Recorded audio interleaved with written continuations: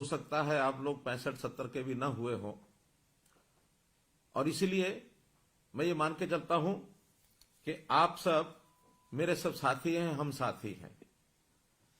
आप लोगों की आयु 60 वर्ष हुई से पहले आप निश्चित रूप से एक परिवार का पालन पोषण जब कर रहे थे तो आपके ऊपर जिम्मेवारियां थी, आप निभा रहे थे। जैसे ही आप 60 वर्ष के हुए हैं तो निश्चित रूप से मन में कुछ तकलीफों का एहसास भी होना शुरू हो जाता है। आपका अपना परिवार है, बेटे बेटियां, बहुएं हैं, दामाद हैं, भाई बहन हैं, वो एक परिवार है। लेकिन जब मैं आप सबको देखता हूं तो मुझे भी आभास होता है कि मैं भी एक परिवार रखता हूं, लेकिन मैंने अपने उस छोटे दायरे में कभी परिवार को नहीं माना।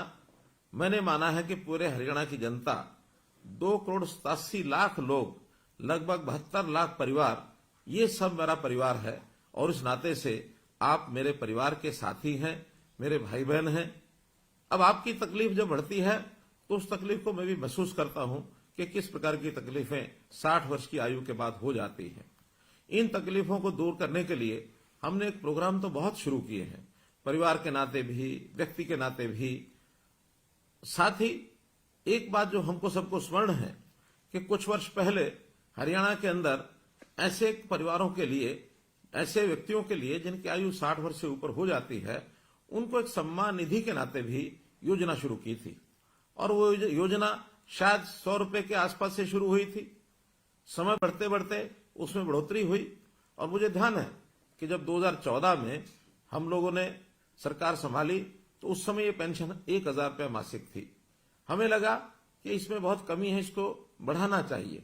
लगातार हर वर्ष 200 रुपये, 250 रुपये, 200 रुपये, इस नाते से बढ़ाते बढ़ाते, और अभी 1 अप्रैल अगला जो 2023 का महीना शुरू होने वाला है, उस समय ये हमारी जो पेंशन है, जो सम्मान निधि है, ये 2,750 रुपये हो जाएगी।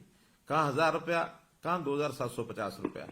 अब इस नाते से हम अपने प्रदेश के लगभग 18.5 लाख बुजुर्गों को ये हर महीने राशि पहुंचाते हैं।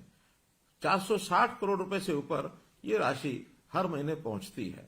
जब ये क्रम चलता हुआ हमने वर्षों तक देखा, एक बात और ध्यान में आई कि ऐसे सब बुजुर्गों को अपनी जब 60 वर्ष होने के बाद नई पेंशन बनानी पड़ती है तो उनको दफ्तरों के चक्कर काटने पड़ते हैं, दरखास्त लेकर के अपनी दस्तावेजों की फाइल बनानी पड़ती है, और फिर धक्के खा खा करके भी उनकी महीनों वर्षों तक पेंशन ही नहीं बनती है।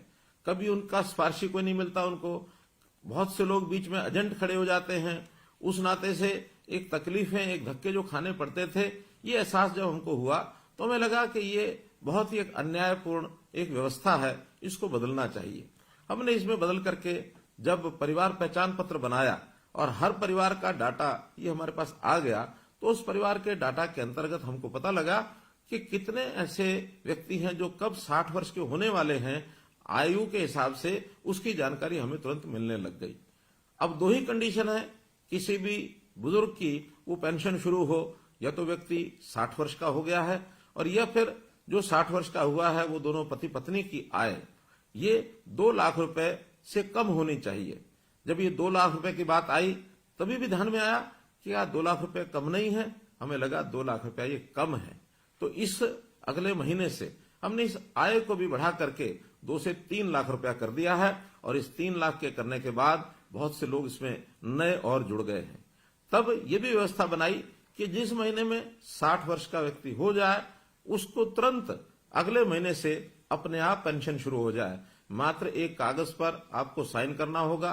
कोई भी सरकारी कर्मचारी आपके यहाँ आपकी सहमति लेगा, क्योंकि सहमति लेनी भी आवश्यक है। बहुत लोगों ने ऐसे भी जो हमको मिले हैं जिन्होंने कहा था शुरू में जब व्यवस्था शुरू हुई कि हमको तो पेंशन की जरूरत नहीं है, इसलिए हम कहेंगे तो ही तो पेंशन देनी होगी।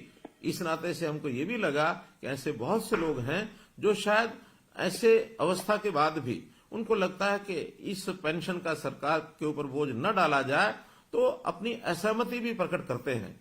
उसी में से व्यवस्था निकली कि एक बार 60 वर्ष का होते ही एक सहमति पत्र पर हस्ताक्षर जरूर लेने चाहिए।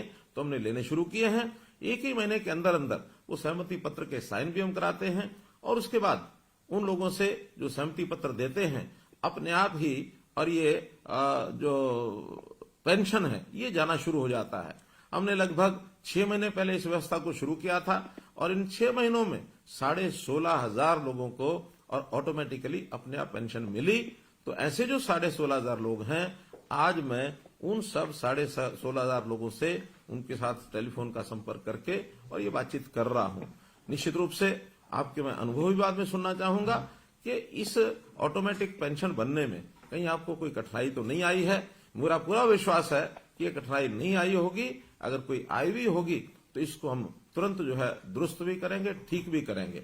अब ये तो ऑटोमेटिक पेंशन बनने की बात है, लेकिन हम लोगों ने इस पेंशन को जो पहले से बनी हुई है उसमें भी लगभग 18.5 लाख परिवार जो मैंने बताए हैं उनको हम ये पेंशन दे रहे हैं। और इस पेंशन के माध्यम से मुझे ये भी ध्यान है कि आखिर तो हम परिवार वाले लोग हैं, हमारे बेटे बेटियां पोते पोतियां हमारे सब परिवार के लोग, कभी कभी उनको सहयोग करना पड़ता है, उनको मान सम्मान करना पड़ता है, उनको कोई कहीं ना कहीं दान दक्षिणा देने की भी हमारी मन की इच्छा होती है, तब भी हम देते हैं। तो एक सुविधा ये हरियाणा के लोगों को जो मिल रही है, लगभग 27,500 रुपए की जो अब योजना अप्रैल से बनी है, ये भी एक दावे के साथ मैं कह सकता हूं कि इतनी राशि केवल हरियाणा प्रदेश ही है जो ये 27,500 रुपया और ये दे रहा है, और किसी प्रदेश में इस प्रकार की व्यवस्था ये ऐसी नहीं है। तो मित्रों, भाइयों बहनों, मैं तो आपको आज यही कहूंगा कि हम लोग जो ये एक लाभ सरकार से ले रहे हैं, तो इस लाभ के बदले में हम लोगों को, क्योंकि हमारी आयु भी 60 वर्ष ही हुई है, तो 60 वर्ष होने के बाद आखिर व्यक्ति का शरीर स्वस्थ रहता है, काम करने योग्य रहता है, तो हमें अपने इस आयु के पड़ाव में आकर के अपने काम के साथ साथ सामाजिक कामों में भी जाना चाहिए। ऐसे जितने भी हमारे रिटायर्ड लोग हैं, जितने ऐसे बुजुर्ग हैं या नौजवान भी हैं जो अपने आप एक स्वयं सेवक के नाते, एक वॉलंटियर के नाते काम कर सकते हैं, उनका भी एक पोर्टल बनाया है। उनको हम रजिस्ट्रेशन कराते हैं और रजिस्ट्रेशन कराने के लिए अगर अपना मन माने कि हमको आखिर कोई ना कोई समाज का काम करना चाहिए, क्योंकि जैसे मैंने कहा ये समाज है, ये हमारा परिवार है, एक छोटा परिवार जिसके अंदर हम पैदा हुए, हमारे आगे परिवार के सदस्य, बेटे बेटियां, बहन भाई, हमारे जो दोते दोतियां, पोते पोतियां और हमारी बहुएं, हमारे दामाद, एक परिवार, दूसरा परिवार, ये सारा समाज, ये भी एक परिवार है। वसुधैव कुटुंबकम, ये बात हमारे ऋषि मुनियों ने भी हमेशा कही है कि अपना जो मन है ये बड़ा करना चाहिए। ऐसा कहते हैं, अयम निजा प्रोवेति, यानी ये मेरा है, ये तेरा है। गणना लघु चेतसाम, ये छोटे दिल के लोग करते हैं। उदार चरिता नाम तो, बड़े हृदय के लोग वही होते हैं। वसुधैव कुटुंबकम, जो पूरे विश्व को, पूरे संसार को अपना परिवार मानते हैं। आखिर अपनी सोच हमको बड़ी करनी चाहिए, और अभी तक हमने शायद अपने परिवार पालन पोषण में ही सारा समय लगाया होगा, लेकिन एक आयु के पड़ाव के बाद, जैसे हमारी प्राचीन परंपरा होती थी वानप्रस्थ आश्रम की, तो इस वानप्रस्थी आश्रम के अंदर जाकर के हमको समाज की भी चिंता करनी चाहिए, क्योंकि कभी भी कोई एक अकेला व्यक्ति या एक अकेला परिवार ये अपने आप में पूर्ण इकाई नहीं हो सकते, अपने आप में सारा काम अपने आप नहीं कर सकते। हमको प्राय सभी काम करने के लिए समाज की भी आवश्यकता होती है। यदि सारे समाज की हम चिंता करेंगे तो समाज हमारी भी चिंता करेगा। तो इसलिए वॉलंटियर बनने के लिए हमने जो पोर्टल बनाया है, उस पोर्टल के बारे में मैं बताता हूं। उसका नाम है samarpan.gov.in, अंग्रेजी का ये शब्द है। आपको अगर न ध्यान में आए तो आप निश्चित रूप से आपके गांव में जो भी कोई कंप्यूटर के नाते से जो कोई वहां साझा सेवा केंद्र है, अथवा जिसको CSC कहते हैं या अटल सेवा केंद्र कहते हैं, या कोई भी कंप्यूटर जानने वाला व्यक्ति, उसको हम बता सकते हैं कि मैं भी अपना नाम वॉलंटियर इस नाते से उसमें जुड़वाना चाहता हूं। तो इस नाते से हम और वॉलंटियर बन सकते हैं। हमने इस प्रकार की सेवाएं बहुत, जो खास करके बुजुर्गों के लिए तो शुरू की हैं, समाज के हर वर्ग के लिए हम परिवार पहचान पत्र के माध्यम से उनकी योग्यता के, उनकी क्षमता के हिसाब से, उनकी स्थिति के हिसाब से, खास करके आर्थिक स्थिति के हिसाब से बहुत सी योजनाएं हमने शुरू की हैं। हमने इस परिवार पहचान पत्र के अंदर जितने भी नागरिक हैं, अर्थात 2,87,00,000, इनको 6 भागों में बांटा है। 0 से 6 वर्ष तक जब बच्चे होते हैं, बहुत छोटे बच्चे, आखिर उनकी भी संभाल करनी होती है। हमने महिला एवं बाल कल्याण विभाग के नाते से उनको ही जिम्मा सौंपा है। हमारी आंगनवाड़ी वर्कर्स, हमारी आशा वर्कर्स, हमारे जो क्रैच हैं, हमारे जो स्कूल हैं, जहां जहां ये बच्चे पढ़ सकते हैं, और जो हमारा इनके स्वास्थ्य को ठीक रखने के लिए या इनको कोई आगे बीमारी न लगे उसके लिए टीकाकरण करने के लिए ये विभाग उनका काम करता है। ऐसे ही 6 वर्ष से लेकर के और 16-18 वर्ष तक ये जो एक हमारे बालक परिवारों के, इनको स्कूल शिक्षा का जो विभाग है वो इनकी चिंता करता है कि ये सब बालक पढ़ने के लिए जाएं। कोई बच्चा ऐसा तो नहीं है जो किसी स्कूल में पढ़ नहीं रहा है, घर में ही रहता है, या उसको कोई स्वभाव के नाते से कोई कहीं गलत आदत तो नहीं लग गई है। तो हर बच्चे की संभाल करना ये इस विभाग के जिम्मे रहेगा। 18 से लेकर के 25 वर्ष तक हमारा जो उच्चतर शिक्षा विभाग है, जो उच्चतर शिक्षा में चाहे हमारी यूनिवर्सिटीज हैं, चाहे हमारे कॉलेजेस हैं, ये जो विभाग इन 18 से 25 वर्ष वालों की चिंता करेगा। या तो पढ़ाई करेंगे या फिर अपने हुनर को विकसित करने के लिए स्किलिंग डेवलपमेंट के नाते से ये उनकी चिंता करेंगे। कुछ लोग जो रोजगार करना चाहते हैं उनको रोजगार दिलाने की व्यवस्था करेंगे। तो ऐसे सब युवा, ये युवा अवस्था ऐसी होती है, इस समय संभालना बहुत जरूरी होता है, दिशा देना बहुत जरूरी होता है। तो हमारे युवक एक ठीक दिशा में काम करें, इनके लिए वो काम हम देते हैं उनको। इसी प्रकार 25 वर्ष से लेकर के 40 वर्ष तक ये ऐसे युवा होते हैं जो स्पोर्ट्स में काम करते हैं, जो कहीं ना कहीं नौकरी की तलाश करते हैं। तो इस नाते से इनके युवकों की गतिविधियों में ये भाग लें और हर किसी को अपने परिवार पालन के अंदर सहयोग करने के नाते रोजगार प्राप्त हो, ये काम हम उसके लिए भी करते हैं। ये भी हमारा जो यूथ अफेयर्स जो डिपार्टमेंट है, ये जो और स्पोर्ट्स डिपार्टमेंट है, वो लोग इनका पूरा ध्यान रखेंगे। इसी प्रकार 40 से 60 वर्ष तक का रेवेन्यू डिपार्टमेंट हमारा है, क्योंकि ये प्राय सब लोग अपने काम में लग जाते हैं। कोई छोटा काम करे, बड़ा काम करे, नौकरी करे, दुकान करे, उद्योग करे, इन सब के जिम्मे अपने परिवार का पालन पोषण होता है। इनको किसी प्रकार की कठिनाई न आए, ये भी काम उनके जिम्मे लगाया जाता है। तो सब लोग इस नाते से और व्यस्त रहें, सबको एक प्रकार से परिवार पालन के अंदर पूरा अवसर मिले।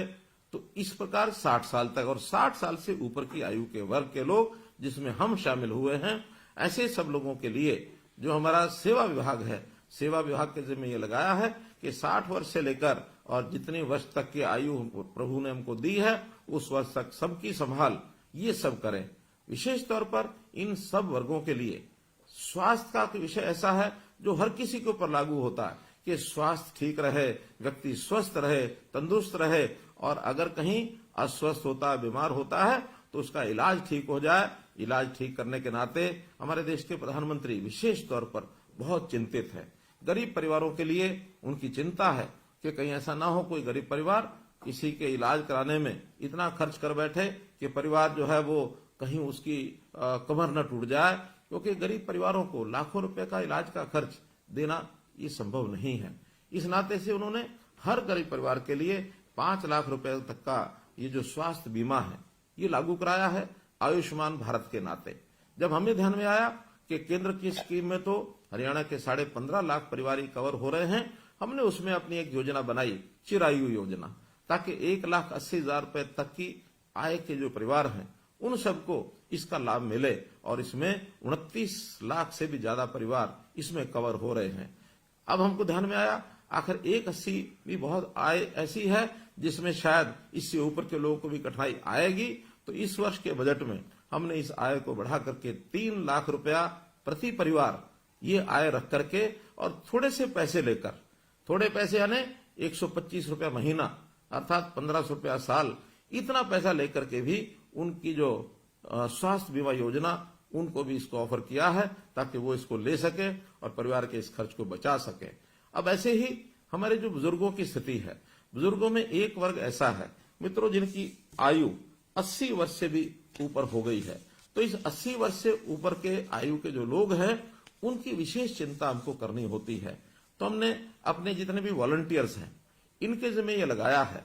वॉलंटियर्स वो जनता में से भी आते हैं और हमारे सरकारी कर्मचारी वो भी वॉलंटियर्स बन सकते हैं। हजारों की संख्या में ऐसे सरकारी कर्मचारी वॉलंटियर बने हैं। बल्कि मैं अपील करता हूं कि आप भी उनको ये कहें, जो हमारे सरकारी कर्मचारी आपके परिवारों के लोग हैं उनको कहें कि वॉलंटियर बनकर के ऐसे बुजुर्ग जिनकी आयु 80 साल से ऊपर हो गई है इनकी देखभाल करने के लिए कम से कम और कुछ ना करें महीने में एक बार जाकर उनका हालचाल पूछें। कोई अस्वस्थ है, कहीं किसी की परिवार के अंदर स्थिति ऐसी तो नहीं है कि परिवार में कोई देखभाल नहीं करता है, कोई अकेला तो नहीं रहता है, उसके कुशल क्षेम, उसकी बीमारी, उसका खान पान, उसको आवश्यकताएं जितनी होती हैं उसकी पूरी हो रही हैं कि नहीं हो रही हैं। क्योंकि ये भी लगभग 2.25 लाख परिवार ऐसे हैं, लोग ऐसे हैं जो 80 वर्ष से ऊपर हैं। तो इन 2.25 लाख लोगों की भी चिंता हमको करनी चाहिए। ये हमारे बुजुर्ग हैं और बुजुर्ग हमारे माता पिता के बराबर होते हैं, तो हम अपने माता पिता के बराबर बुजुर्ग 80 साल, 90 साल, 100 साल से भी ऊपर की आयु के लोग लगभग 3,500 लोग आज ऐसे हैं जिनकी आयु 100 वर्ष से भी ऊपर है। तो एक बहुत बड़ा ऐसा वर्ग है जिन्होंने सारा जीवन, चाहे अपने परिवार को पालते हुए भी जो सेवा की है समाज की, एक बहुत बड़ी सेवा है। तो हम आज उन बुजुर्गों को जरूर देखभाल करें। सरकार ने एक योजना बनाई है ऐसे बुजुर्ग जो अकेले रहते हैं, क्योंकि ये भी एक बड़ी संख्या है जो आज ध्यान में आता है कि 80 साल से ऊपर की उम्र है और अकेले रहते हैं। ये संख्या भी कम नहीं है। ये संख्या लगभग जो मेरी जानकारी है, ये लगभग 28,000 लोग ऐसे हैं जो अकेले रहते हैं और जिनकी आय वो लगभग 1,80,000 रुपए तक है। तो इनकी भी चिंता हमको सबको करनी है।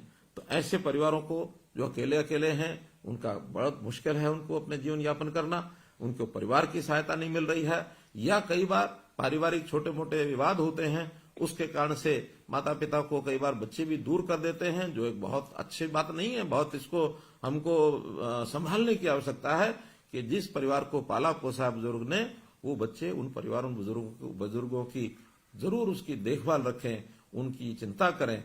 आखिर उन्होंने आज तक हमको पाला है, आज जरूरत उनकी आवश्यकता है उनको सहायता करने की, तो हम सहायता करेंगे। एक वर्ग ऐसा हमको ध्यान में आया कि आयु भी 80 वर्ष से ऊपर है, अकेले रहते हैं और उनकी अपनी इनकम हमारे डाटा के हिसाब से 25,000 रुपए से कम है। ऐसे भी 3600 लोग हैं। अब ये 3600 लोगों की हालत क्या होती होगी? जब हमने इसका विचार किया तो हमने घोषणा की है कि अभी अप्रैल से इन सब लोगों के लिए जो वृद्ध आश्रय स्थल, सेवा आश्रम, वरिष्ठ नागरिक सेवा आश्रम, इन सेवा आश्रमों में उनको हम कहेंगे कि जाकर के वो वहां रहें, ताकि उनकी अपनी व्यक्तिगत कोई भी आवश्यकता है, चाहे वो बीमारी की है, चाहे उनके रहन सहन की, खाने पीने की, चाहे रहने के स्थान की, चाहे कपड़ों की, कोई भी आवश्यकता वो उनकी हम पूरी करेंगे। और ये सरकार की व्यवस्था में सब रहें, ताकि अगर वो सहमत होंगे उन सब को हम इन सेवा आश्रमों में रखेंगे। तो इस प्रकार मेरा तो आप लोगों से यही है कि हम लोग इन सब चीजों को समझते हुए, हम सामाजिक प्राणी हैं, तो समाज के नाते से हम लोग इन विषयों के ऊपर आगे बढ़ें। एक विषय जरूर मैं ध्यान कराना चाहूंगा कि बहुत लोग ऐसे भी हैं छोटे मोटे लालच के कारण से, कई बार तो वो परिवार के अंदर रहते हैं, फिर भी उनको लगता है शायद अलग फैमिली, अलग परिवार, इसका हम रजिस्ट्रेशन कराएंगे तो कोई लाभ हो सकता है, और उस छोटे लाभ के कारण से वो अपना रजिस्ट्रेशन अलग से करा लेते हैं। अब बड़ी हैरानी की बात है कि हमारे यहाँ अलग सिंगल फैमिली मेंबर जो परिवार जो ऐसे गिने हैं, वो लगभग 28,000, जैसे मैंने बताया है, ये 28,000 लोग 80 वर्ष से ऊपर के हैं जिन्होंने सिंगल फैमिली मेंबर अपने को कराया है। और जो सब मेंबर्स को लगा लिया जाए, यानी सिंगल मेंबर फैमिली आयु का ध्यान न रखे, तो ये लगभग 2.5 लाख से भी ऊपर हैं। तो इन सब लोगों को भी जरूर ध्यान करना चाहिए कि अगर हम सिंगल मेंबर फैमिली हैं, हमारी कोई और सहायता नहीं करता, हम अकेले रहते हैं किन्हीं भी कारणों से, तब तो ठीक है। अन्यथा परिवार में रहते हुए सिंगल मेंबर फैमिली इसका रजिस्ट्रेशन न कराएं, क्योंकि इनकी सबकी जांच तो होती ही है। आखिर कोई भी काम बिना जांच के वो आगे बढ़ने वाला नहीं है, इसलिए उस जांच करके ही हम चीजों को आगे बढ़ाएंगे। और कहीं ऐसा न हो कि आज अपने आप को आपने सिंगल मेंबर फैमिली रजिस्टर कराया है और कल को जांच में बात सत्य न पाई जाए, हमारा मेंबरशिप परिवार की वो समाप्त होकर के हमको वापस उसी मेंबर में जाना पड़े। ये कोई अच्छी बात नहीं है। आज ही हम लोग अपने आप को संभाल करके जो तथ्य हैं, जो उचित बातें हैं, उनको अगर हम दर्ज करेंगे तो मैं आपको विश्वास दिलाता हूं कि कोई गरीब परिवार है, उसकी हर प्रकार की चिंता, राशन कार्ड के नाते से ऑटोमेटिक राशन बनते हैं, राशन कार्ड बनते हैं, अब उसके लिए कहीं जाना नहीं पड़ता है। इसी प्रकार अगर किसी परिवार के सिर पर छत नहीं है, प्रधानमंत्री आवास योजना के अंतर्गत उनको मकान मिलता है। कोई व्यक्ति बीमार होता है तो उसको आयुष्मान के नाते या चिरायु योजना के नाते 5 लाख रुपए तक उसकी बीमा की भी चिंता हम करते हैं, उनके बच्चों की पढ़ाई की भी हम चिंता करते हैं, और तो और कोई व्यक्ति आगे चल करके भी बीमार न हो, उनकी स्वास्थ्य की जांच करने के लिए भी हमने एक योजना बनाई है, निरोगी योजना। अर्थात इसमें भी हर वर्ष या 2 वर्ष में कम से कम हर बार एक व्यक्ति का एक बार उसका स्वास्थ्य जांच जरूर हो, इसके लिए भी निरोगी योजना बनाई गई है। हमारे जितने भी CHCs हैं, PHCs हैं, हॉस्पिटल्स हैं, और अब तो हम इस काम में प्राइवेट जो अस्पताल हैं उनकी व्यवस्था भी कर रहे हैं, ESI अस्पताल उनकी व्यवस्था को भी इसमें जोड़ा गया है, ताकि हर व्यक्ति का 25 तरह के जो टेस्ट हैं 2 साल में एक बार उसका जरूर हो जाए। अगर कोई छोटी बड़ी बीमारी मानो शरीर में पड़ी है, हमको पता ही नहीं लगता है, कहीं आगे चल करके वो भयंकर रूप ले, इससे पहले ही संभल जाए, और संभल करके उसकी छोटे मोटे की इलाज की जो बातें हैं उसको हम और अभी से कर पाए, व्यक्ति बीमार न हो, इसके लिए भी हमने जो है आयुष विभाग को सक्रिय किया है, ताकि हमारा रहन सहन, खान पान, हमारा शारीरिक व्यायाम, खेलकूद, इसकी ओर भी हमारे लोग जो हैं वो आगे बढ़ें, ताकि आखिर तो बीमार ही क्यों हो, बीमार न हो, इसके बहुत लाभ हैं। बीमार होने के बाद इलाज तो कराने के लिए खर्च होगा ही होगा, हमारा समय बर्बाद होगा, हम काम करने से भी गए। मानो अगर 1 महीना इलाज के लिए हमको लगाना पड़ता है, तो 1 महीना आखिर काम का जो नुकसान है, हमारा अपना भी नुकसान है, परिवार का भी है, देश का भी है। इसलिए स्वस्थ रहें, अस्वस्थ न हो, इस पर भी हम पूरी योजनाएं बना रहे हैं। तो मित्रों, आज जो है इस नाते से मैंने उन्हीं बंधुओं से बातचीत की है जिन लोगों की पेंशन की नई योजना बनाई हमने, ओल्ड एज पेंशन, वृद्ध अवस्था पेंशन, इसके नाते जिनको ऑटोमेटिकली